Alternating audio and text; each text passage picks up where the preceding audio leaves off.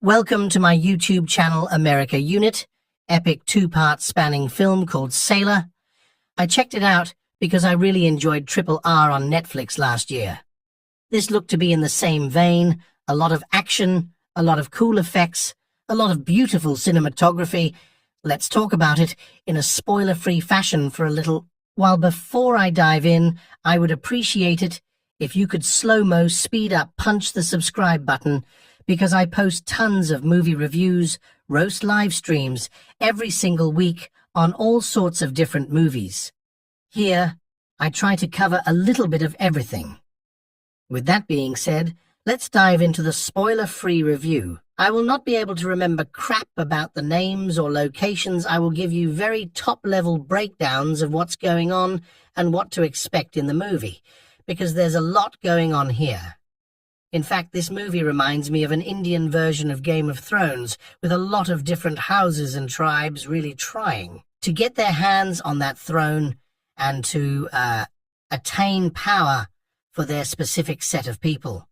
And that's really the central idea behind this film, because what has happened is over the course of 1,000 years or so, different tribes have come and gone and have fought for power in this one region, and it has kind of become its own thing. This specific, I don't even know what it's called. It's not a cont territory, I suppose. This one territory has a bunch of smaller territories within it, and the king and the lords and the governors all control everything going on here. What they say goes. And so even though this nation is self-contained, there's a giant wall around it, keeping out their enemies. They still touch everything across the globe. They make the decisions. They put the prices on drugs and guns and gambling. It all goes back there. And I forgot the name of the place. This Game of Thrones story going on is just one of several different things at play. This is just kind of the overarching plot that's going to be happening. We are focused, though, on two main protagonists. One of them is the Prince of the King, currently in power, and the other is his best friend, Diva, his protector, his right-hand guy. If he calls upon Diva, he will come. Another name for him is Salaar. Salaar means loyal. No questions asked, will always be there when you need to call on this person. This individual will always be by your side, no matter what. And as this movie plays out over the 3-hour runtime, we will see that very much rings true. What I really like about this movie, for starters, is it looks slick as hell. Kind of like RRR. Very cool effects going on. Very pretty looking people. I mean, my God. So some of the females in this are absolute smoke shows. The guys are easy on the eyes too, if you're into that sort of thing, ridiculously ripped tons of action.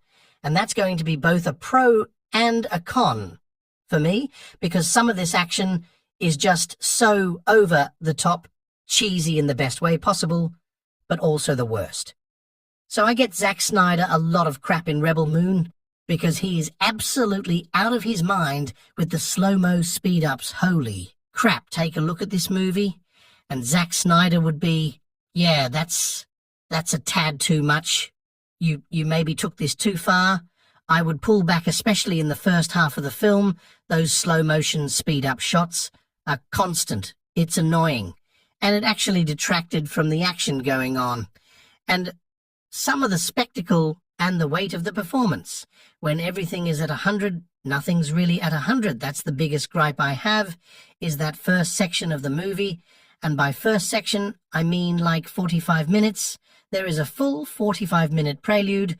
This story, this narrative will obviously get concluded in part 2, but for right now we focus a dumb amount of time on a lot of stuff that doesn't seem to have a lot of importance, such as this young woman becoming a teacher and trying to fit into the community. And this really, really tedious build to our lead protagonist.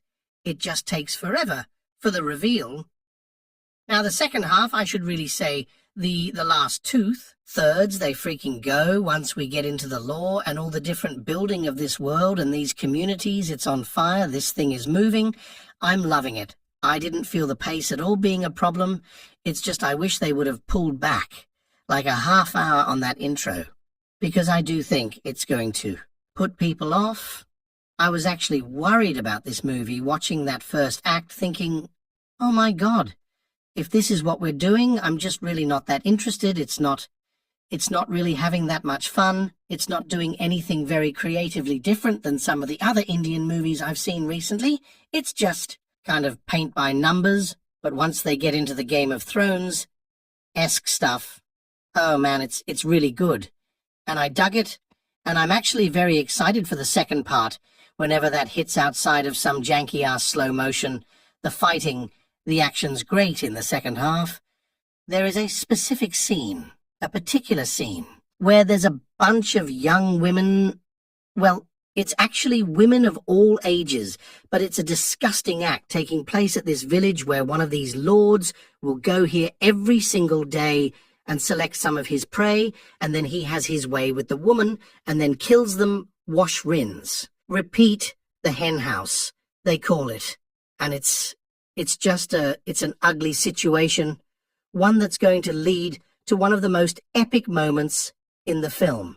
An awesome action sequence, full of spectacle, full of some really creative fighting, and I love how they incorporated the music into this one. With Triple R, you would kind of just jump into these silly dance numbers, which were fun, but they kind of come out of nowhere in this movie. I felt like they really baked them in, more like a teacher will tell a kid to start singing a song that she remembers him knowing, and this would kind of transition through our 2-minute music video montage, which there are a lot of. It feels like you're watching a trailer constantly, and I dig. That's cool again. It gets a little hard at times when it's constantly happening, but for the most part it worked. And in this specific scene, I'm talking about these women, I guess of all ages, start singing this awesome song while the fighting's taking place. They're stomping their feet, it's ratcheting up to 1,000, and I'm loving this moment easily. The highlight for me, but the movie is filled with some of these cool events, whether it's a high-speed chase down a road or a fight against some zombie dudes that have been given a bunch of drugs and set free, to just looking at all the different factions, beefing up their security and their attack. Overall, this is a win for me.